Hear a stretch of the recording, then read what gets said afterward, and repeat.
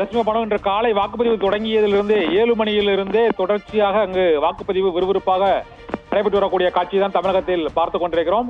தமிழகத்தில் இன்று காலை வாக்குப்பதிவு 7 மணிக்கு தொடங்கியதிலிருந்தே அங்கு வாக்குப்பதிவு தொடங்கிய சில நிமிடங்களிலேயே அங்கு எதிர்க்கட்சித் தலைவர் எடப்பாடி பழனிசாமி, நடிகர் அஜித் மற்றும் முக்கிய கட்சிகளின் தலைவர்கள் முதலமைச்சர் மு.க. ஸ்டாலின் உள்ளிட்டோரும் 7:30 8 மணிக்குள் அனைவரும் வாக்களித்த அந்த காட்சியை பார்த்தோம். இதே போல கோடம்பாக்கத்தில் டி.ஆர்.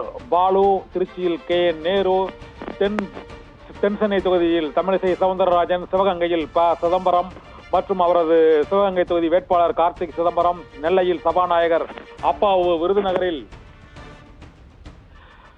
சரத்குமார் மற்றும் தென்சென்னை தொகுதியை பொறுத்தவரை தமிழச்சி தங்கபாண்டியன் மற்றும் பிரேமலதா விஜயகாந்த், திருச்சியில் அன்பில் மகேஷ் பொய்யாமொழி உள்ளிட்டோரும், கரூரை பொறுத்தவரை அங்கு சிதம்பரத்தில் கே. பாலகிருஷ்ணன் வாக்களித்ததை பார்த்தோம். கோயம்புத்தூரில் அண்ணாமலை உள்ளிட்டோர் தொடர்ச்சியாக அனைத்து கட்சிகளைச் சேர்ந்தவர்களும் அங்கு தங்களது வாக்குகளை, ஜனநாயக கடமையை இன்று காலையிலேயே அவர்கள் ஆற்றிய காட்சியை நாம் இப்போது பார்த்து கொண்டிருக்கிறோம். தொடர்ச்சியாக இப்பொழுது விளையாட்டுத்துறை அமைச்சர் உதயநிதி மற்றும் கிருத்திகா உதயநிதி உள்ளிட்டோர் அவர் குடும்பத்தினர் இப்பொழுது வரிசையில் நின்று தேனாம்பேட்டையில் வாக்களித்துக் கொண்டிருக்கக்கூடிய அந்த காட்சியையும் இப்போது நாம் பார்த்துக் கொண்டிருக்கிறோம். இன்று காலை 7 மணிக்கு வாக்குப்பதிவு தொடங்கியதிலிருந்தே தமிழகத்தில் விறுவிறுப்பான வாக்குப்பதிவு அனைத்து இடங்களிலும் பதிவாகி இருக்கிறது. சென்னையை பொறுத்தவரை மத்திய சென்னை, வட சென்னை தொகுதியை தவிர மற்ற இடங்களில் வாக்குப்பதிவு 12% அதிகமான வாக்குகள் பதிவாகி இருக்கின்றன.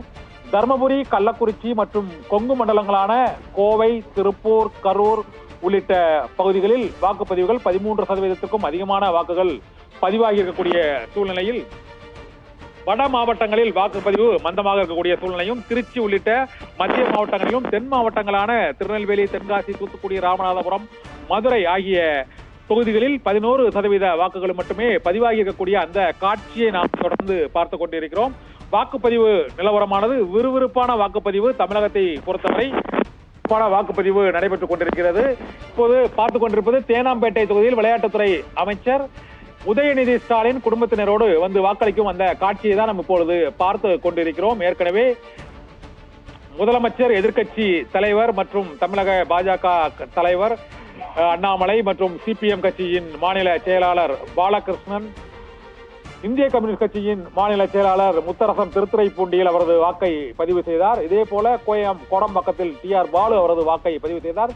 திருச்சியில் கே.என். நேரு அவரது வாக்கை பதிவு செய்தார். சிவகங்கையில் ப. சிதம்பரம், தென்காசி கலிங்கப்பட்டியில் வைகோ மற்றும் திருநெல்வேலியில் சபாநாயகர் அப்பாவு, விருதுநகரில் ராதிகா சரத்குமார் மற்றும் இங்கு சாலி கிராமத்தில் பிரேமலதா விஜயகாந்த், விஜய பிரபாகரன், திருச்சியில் அன்பில் மகேஷ் பொய்யாமொழி உள்ளிட்டோரும் தங்களது வாக்குகளை காலையிலேயே பதிவு செய்த காட்சியை பார்த்தோம்.